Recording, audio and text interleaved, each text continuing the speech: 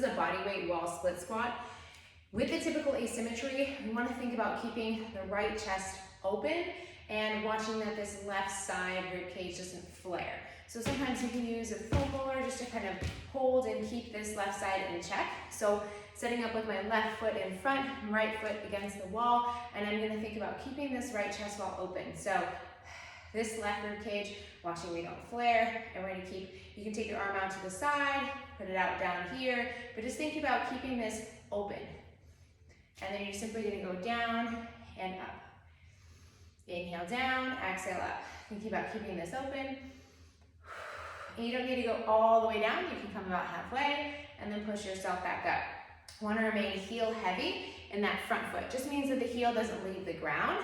As you allow the knee to come forward, the heel stays heavy. You can press into the foam roller for a bit of support, and also just that mind-body connection of keeping these left ribs down.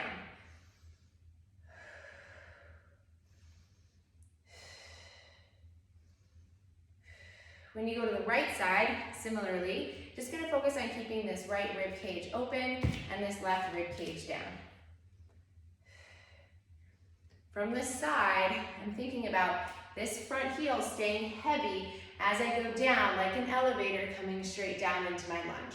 If you're in a more anterior tilted position like this, you might struggle to find that elevator position. What can be really helpful is if you actually set up in front of a door frame or something so that as you go down, you have almost like that feedback from behind kind of brushing up against you. So if you have a wall you can set up against, or sometimes it can be helpful, just place your hand on belly and back, and as you go down, just thinking about that connection. And even if you just get to about there, that's fine. Watching that the butt doesn't tuck under, but just thinking about keeping these sits bones lifted, ribs back in space, and just coming down and up.